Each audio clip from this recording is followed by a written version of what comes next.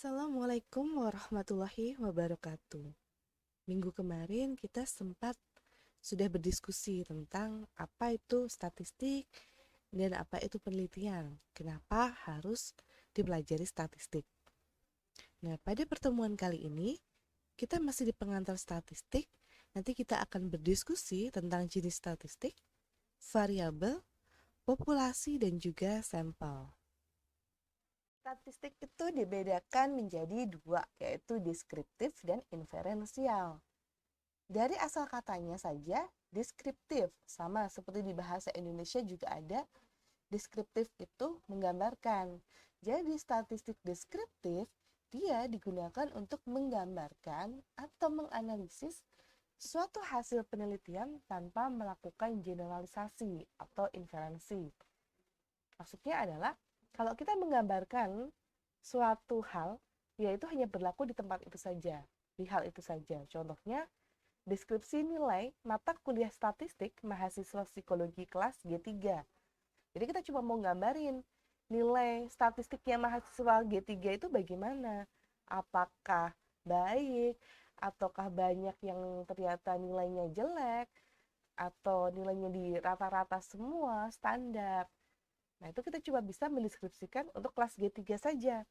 Kita tidak bisa mengeneralisasi bahwa, oh, berarti paling nanti di kelas G1, G2, G4 juga sama dengan G3. Nah, kita nggak bisa seperti itu.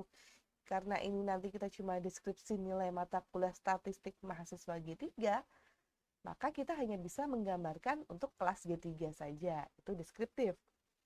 Kalau inferensial di sini menganalisis datanya dari sampel atau responden, dan hasilnya nanti akan digeneralisasikan atau diinferensialkan kepada populasi di mana sampel diambil.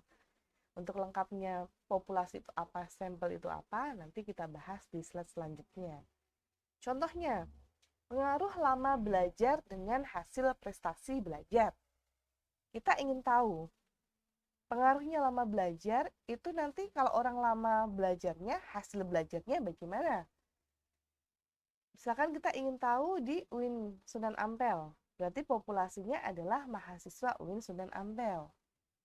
Seperti yang kita bahas sebelumnya, kan nggak mungkin kalau semua mahasiswa se-UIN itu akan kita teliti. Yang mungkin, tapi butuh waktu yang lama, biaya yang lama juga.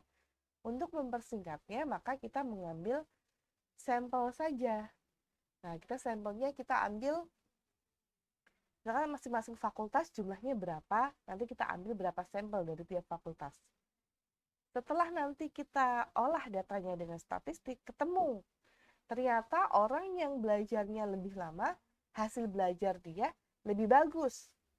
Nah, itu bisa kita generalisasikan bahwa di UINSA, semua mahasiswa UINSA, semakin lama mereka belajar, hasil belajar mereka semakin bagus. Dan itu kenapa kita bisa generalisasikan? Kan tadi kita sudah ngambil sampel dari tiap-tiap fakultas. Jadi kita bisa menggambarkan keseluruhan, walaupun tadi tidak semua mahasiswa kita teliti, hanya kita ambil beberapa, tetapi itu yang sudah mewakili. Jadi bedanya itu, kalau deskriptif hanya menggambarkan di situ saja, tidak bisa digeneralisasi. Kalau inferensial, kita analisis data sampelnya dan nanti bisa digeneralisasikan ke populasinya. Nah, selanjutnya di inferensial itu nanti dibagi lagi menjadi parametrik dan non-parametrik. Ini nanti akan berhubungan dengan pemilihan uji statistiknya nanti. Jadi analisis nanti mau diuji pakai apa. Dari katanya parametrik, berarti ada parameter. Perbedaannya berarti kalau statistik inferensial yang parametrik ini, dia ada syarat terpenuhinya asumsi atau prasyarat. Jadi ada parameter yang harus terpenuhi. Contohnya ada normalitas, ada homogenitas, ada linearitas. Nah, biasanya untuk data-data yang untuk statistik parametrik ini, dia adalah data interval dan rasio. Saya tidak akan bicara banyak dulu tentang interval dan rasio, itu akan ada di pertemuan minggu selanjutnya. Jadi di sini prinsipnya adalah inferensial parametrik itu berarti ada parameter yang harus dipenuhi.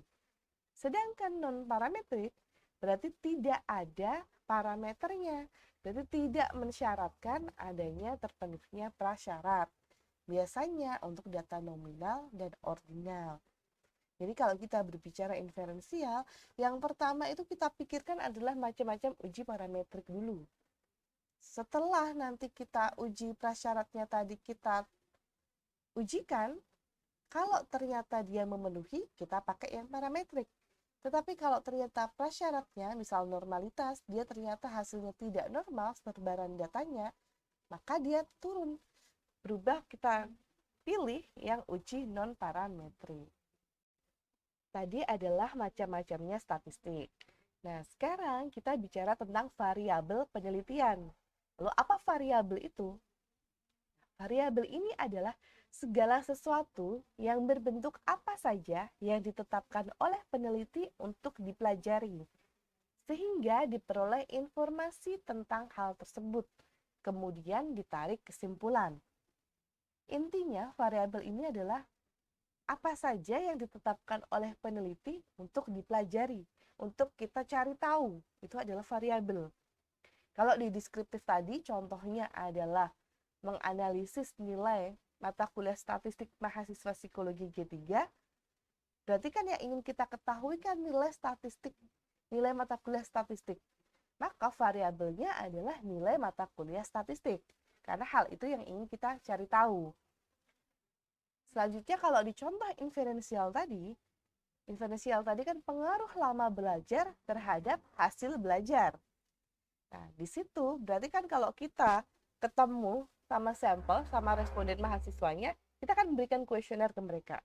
Kuesionernya itu kan kita ingin tahunya tentang lama belajarnya mereka berapa lama, lalu hasil belajarnya dilihat dari nilainya berapa. Berarti kalau dari judul yang pengaruh lama belajar terhadap hasil belajar, berarti variabelnya adalah lama belajar dan hasil belajar, karena dua itu yang ingin kita ketahui. Itu adalah kalau dari pengertian. Sekarang macam variabelnya. Variabel itu dibedakan menjadi variabel independen atau bebas. Jadi ingat kalau biasa kita ada kalimat wanita independen, manusia independen, itu kan dia bebas bersuara, dia bebas bisa mandiri. Nah, itu untuk kita mengingat-ingat. Jadi yang namanya variabel independen itu adalah variabel bebas. Lalu variabel dependen itu adalah variabel terikat. Dan kalau untuk variabel kontrol ini, dia tidak wajib ada atau ditentukan oleh peneliti. Tetapi untuk penelitian yang lebih bagus untuk menghindari bias, itu sebaiknya kita menentukan variabel kontrolnya. Nah, ini penjelasannya tadi. Kalau independen itu bebas, karena bebas berarti dia adalah variabel yang mempengaruhi atau menjadi sebab perubahan atau timbulnya variabel dependen. Karena bebas kan berarti dia menjadi sebabnya. Jadi dia jadi penyebab suatu perubahan. Jadi kalau misalkan ada manusia yang dia independen, bebas, mandiri, bersuara, kan dia yang akan menyebabkan perubahan itu terjadi. Itu adalah sama dengan variabel independen ini. Jadi variabel independen adalah variabel yang mempengaruhi atau variabel yang menjadi penyebab. Sedangkan variabel dependen itu sama dengan variabel terikat. Nah, ini adalah akibatnya. Setelah tadi ada sebabnya di independen, akibatnya ini ada di independen ini, di variabel terikat ini. Contoh kalau yang deskriptif tadi kita tidak ada variabel independen-dependennya, karena dia cuma satu, kita ingin tahu nilainya mata kuliah statistik. Tapi kalau di inferensial tadi ada pengaruh lama belajar terhadap hasil belajar. Nah, berarti kan yang menjadi sebabnya adalah lama belajarnya. Nah, lama belajar di sini dia berarti adalah variabel independen atau variabel bebasnya. Sedangkan variabel dependennya atau terikatnya adalah hasil belajar. Karena tadi lama belajar menyebabkan hasil belajar itu nanti akan menjadi tinggi atau akan menjadi rendah. Sama dengan misalkan contoh ini ya. Kita ingin mengetahui hubungan dari intensitas iklan terhadap jumlah penjualan. Kalau seperti ini, berarti yang bebasnya independen adalah intensitas iklan. Jadi, semakin sering iklan, ada iklan semakin sering, nanti jumlah penjualannya seperti apa diakibatnya? Apakah penjualannya akan lebih banyak atau lebih sedikit? Nah, itu adalah jumlah penjualan di variabel dependen. Kan tidak mungkin kalau, jumlah penjualan itu nanti dia menyebabkan intensitas iklan. Nah, kan gunanya iklan itu kan untuk menambah orang membeli barang, untuk menarik orang membeli kan. Berarti yang jadi sebab itu intensitas iklan, yang menjadi akibat jumlah penjualan. Yang sebab itu variabel independen, dan yang akibat adalah variabel dependen. Nah, sedangkan apa itu variabel kontrol? Kalau variabel kontrol, nah kita bisa lihat dari kata kontrol, berarti dia mengontrol sesuatu. Jadi ini adalah variabel yang dikendalikan atau dibuat konstan oleh peneliti sehingga hubungan variabel independen terhadap dependen tidak dipengaruhi oleh faktor luar. Jadi kalau kita bicara tadi misalkan pengaruh lama belajar terhadap hasil belajar. Sebenarnya kan kalau kita bicara seperti itu mungkin akan ada juga orang yang bertanya kan. Tapi kan banyak faktornya juga, nggak selalu orang itu yang lamanya belajar dia hasil belajarnya bagus. Kan ada faktornya juga, dia lama belajarnya itu cara belajarnya bagaimana, terus dibilang lamanya seperti apa. Itu kan ada beberapa hal yang ingin masih dipertanyakan, yaitu adalah pengontrolnya. Nah, kalau contoh di sini, pengaruh jenis pendidikan terhadap keterampilan pemasaran. Kita ingin mengetahui orang yang pendidikannya SMA dan SMK, jadi ingin tahu perbedaannya, lebih terampil memasarkan yang mana? Di sini independennya jenis pendidikan, dependennya adalah keterampilan pemasaran. Kita sebenarnya kalau meneliti boleh aja langsung kita tanya, kamu sekolah di mana? Lulusan mana? SMA atau SMK? Terus kita lihat keterampilan mereka memasarkan, bagus yang mana? Tetapi sebenarnya kan itu ada hal yang bisa kita kontrol akan lebih bagus lagi. Contoh produknya. Misalnya kalau kita dari teori, harusnya orang yang SMK ini dia lebih terampil pemasaran. Tapi kalau kita tidak melakukan yang namanya variabel kontrol, tidak ada variabel yang kita kontrol, bisa jadi nanti hasilnya SMA yang lebih terampil. Ternyata begitu dilihat, produk yang dipasarkan berbeda. Misalkan di sini adalah yang dipasarkannya adalah produk-produk sains misalkan.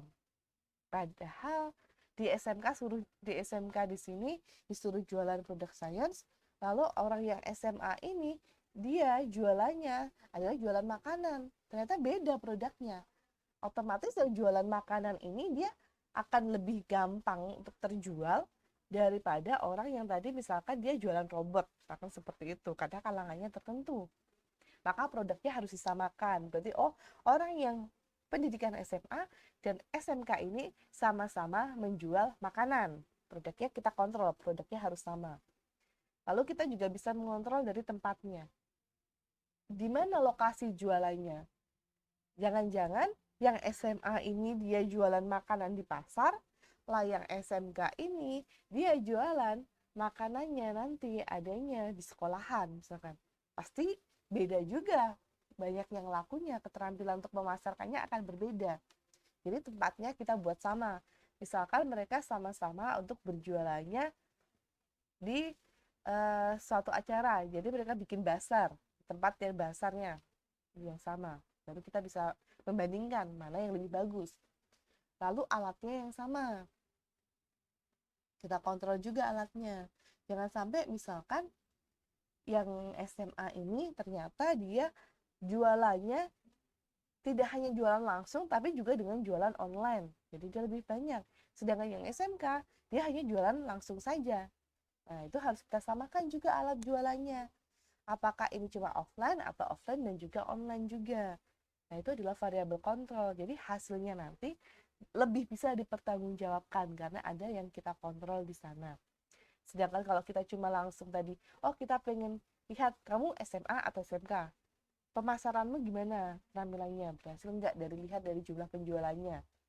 Ternyata tadi produknya beda, tempatnya beda, alat yang dipakai beda.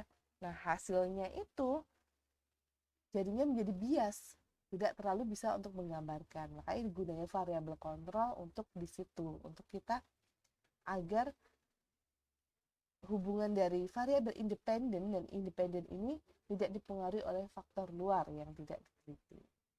Tadi kita sudah berdiskusi tentang jenis statistik, lalu kita bicara tentang apa saja itu variabel, lalu sekarang adalah populasi dan sampel. Nah, tadi kan di inferensial tadi kan disampaikan kalau inferensial itu menganalisis data dari sampel yang kemudian digeneralisasikan di populasi. Jadi sebenarnya apa itu populasi dan sampel? Nah, populasi ini adalah jumlah keseluruhan unit analisis yang akan diselidiki karakteristik atau ciri-cirinya. Contohnya pada judul yang hubungan lama belajar dengan hasil belajar tadi. Di sini, tadi kan kita inginnya di mahasiswa UIN Sunan Ampel Surabaya. Jadi kita ingin tahu di UIN Sunan Ampel Surabaya itu lama belajarnya dan juga hasil belajarnya bagaimana dan apakah itu saling berhubungan. Nah, ini adalah populasinya. Jadi jumlah semua mahasiswa di UIN Sunan Ampel Surabaya itu menjadi populasi yang akan kita selidiki lama belajar dan juga hasil belajar. Kalau seperti itu, berarti sampel itu apa? Jadi sampel itu adalah sebagian dari unit-unit yang ada dalam populasi yang ciri-ciri atau karakteristiknya benar-benar diselidiki. Jadi sampel itu adalah bagian dari populasi tadi, tapi kita kan ada ciri-ciri atau karakteristiknya yang akan diselidiki sama. Jadi ada yang namanya kriteria inklusi, ada eksklusi. Inklusi itu adalah mana aja sih bagian dari populasi itu yang akan kita ambil. Kalau eksklusinya adalah ciri-ciri karakteristik bagaimana yang akhirnya dia dikeluarkan, tidak bisa kita ambil jadi sampel. Misalkan kriteria kita adalah mahasiswa di UINSA, tetapi dia yang semester 1 sampai semester 8 yang normal. Jadi yang semester 9 sampai 14 tidak kita ikutkan. Berarti semester 1 sampai 8 itu masuk inklusi, 9 sampai 14 masuk eksklusi. Lalu kita lihat lagi, misalkan inklusinya adalah kita menentukan kapan waktu penelitian kita. Misalkan waktu penelitian kita adalah di bulan Maret. Berarti yang mahasiswa yang tidak masuk atau yang cuti di bulan Maret itu tidak bisa kita masukkan jadi sampel. Nah, itu adalah yang dimaksud dengan sebagian dari unit-unit yang ada di populasi dengan ciri dan karakteristik yang berbeda. Oleh karena itu, sampel yang baik itu harus yang mewakili atau anggotanya mencerminkan sifat dan ciri-ciri yang terdapat pada populasi. Jadi sampel tidak bisa kita langsung ambil aja yang penting itu mahasiswa UINSA, tapi kita lihat juga mahasiswa mana yang mau kita ambil. Misalkan tadi juga dari fakultasnya. Misalkan tadi ketemu di psikologi itu nanti ketemu 20, di adab 20, di usuhudi 20, saintek 20, dakwah 20, syariah 20, febi 20, fisip 20, misalkan seperti itu. Tapi ternyata mungkin kita tidak dapat pas-pas seperti itu. Karena tadi jumlahnya semuanya 100, biar 100, oke lah, karena yang dekat psikologi ditambahin jadi 30. Nah, akhirnya nanti tidak bisa mewakili karena nanti akan ada perbedaan di situ nanti. Nah, itu sampel yang baik itu adalah dia mencerminkan sifat dan ciri pada populasi. Jadi kalau dalam mengambil sampel itu harus mengetahui karakteristik, ciri, dan sifat populasinya. Kenapa kok kita mengambil sampel? Nah, itu adalah digunakan untuk memperkecil biaya, menghemat waktu, dan juga tenaga. Gampangnya aja lah, misalkan kita pakai kuesioner. Kuesioner yang pertama, kalau sampel hanya 100, kita hanya cetak 100. Tapi begitu kita semua populasi kita ambil, nah berapa ribu yang akan kita print out kuesionernya. Lalu untuk menghemat waktu, kalau untuk ke 100 orang sama ke 5.000 orang, ya tentu akan lebih cepat kita mencari data dari 100 orang. Begitu juga hemat tenaganya. Dan selain itu adalah hasilnya. Kadang memang kalau sampelnya lebih banyak, maksudnya lebih banyak orang yang kita teliti, itu kita lebih bisa menggambarkan. Tetapi kadang kita semakin banyak itu nggak bisa mengontrol. Kadang-kadang orang kalau udah banyak, itu kita tidak teliti lagi untuk memeriksa kuesionernya satu-satu. Akhirnya apa adanya aja langsung kita olah. Padahal tadi ada yang, misalkan ada yang dia tidak mengisi beberapa pertanyaan. Nah, padahal kita tadi sudah mengeluarkan biaya untuk cetak, waktu dan tenaga untuk kita mencarinya. Tapi karena banyak kita nggak bisa mengecek satu-satu sudah lengkap atau belum. Tapi kalau pakai sampel kita lebih bisa. Jadi data itu lebih sedikit valid dibandingkan kalau yang banyak kita tidak bisa mengontrolnya.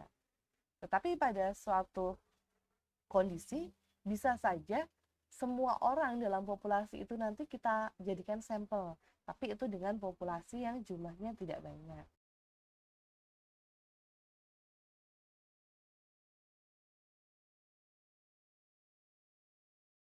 Nah, bisa dilihat ini. Jadi populasi itu yang biru semua mahasiswa UINSA itu adalah populasi, sedangkan sampelnya adalah bagiannya, tapi dengan kita menentukan ciri dan karakteristiknya.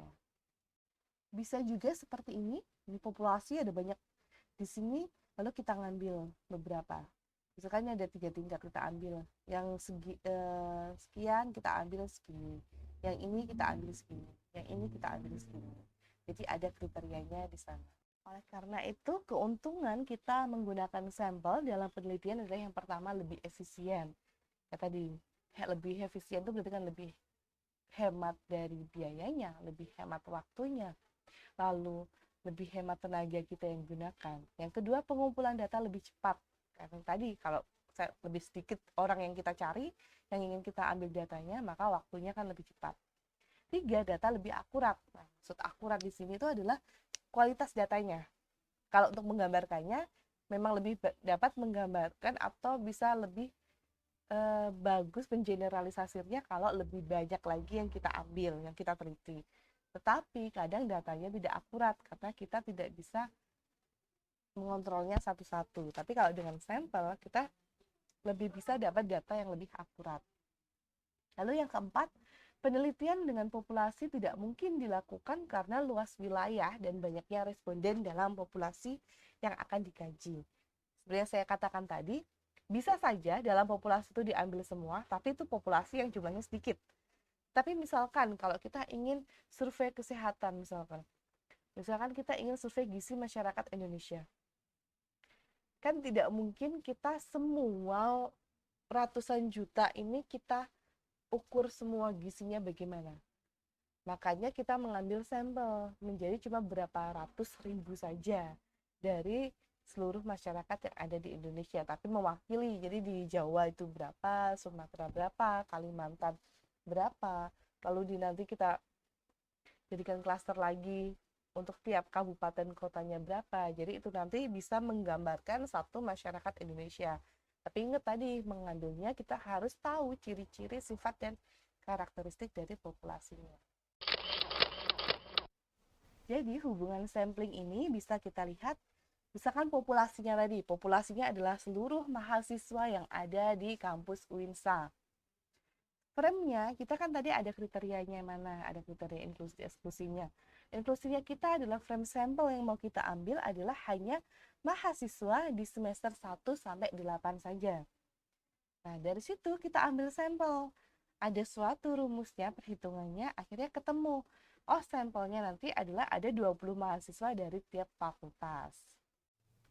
Dari bagan tadi, akhirnya kan akan ada pertanyaan nih. Lalu bagaimana cara kita ngambilnya? Atau kalau enggak bisa ketemu 20, itu menghitungnya dari mana? Baik tentang teknik pengambilan sampel dan juga menghitung jumlah sampel nanti akan kita pelajari minggu depan.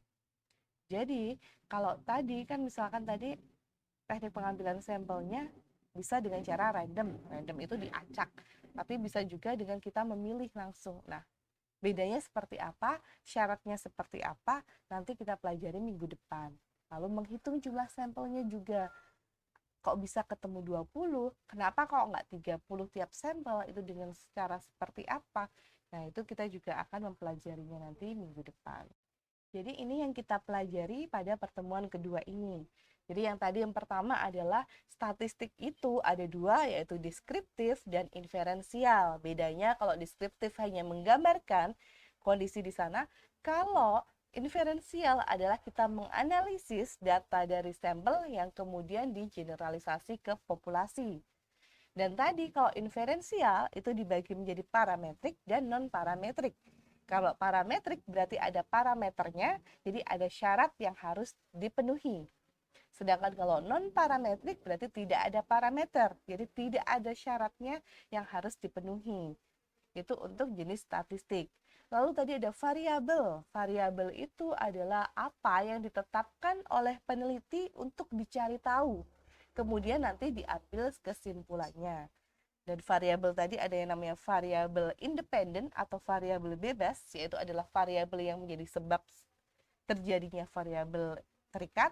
Lalu ada yang namanya variabel dependen atau variabel terikat. Ini adalah variabel akibat yang disebabkan oleh variabel bebas. Lalu ada variabel kontrol, yaitu adalah apa yang kita tetapkan atau ditetapkan secara konstan oleh peneliti. Jadi biar hasilnya lebih akurat. Jadi tadi variabel ada 3, independen atau bebas, dependen atau terikat, dan juga kontrol. Lalu selain itu ada yang namanya populasi dan juga sampel. Kalau populasi adalah semua unit di tempat kita akan melakukan penelitian itu, kalau sampel adalah bagian dari unit yang mana tapi kita harus mengetahui ciri sifat dan karakteristik dari populasi tersebut. Baik, terima kasih atas perhatiannya. Wassalamualaikum warahmatullahi wabarakatuh.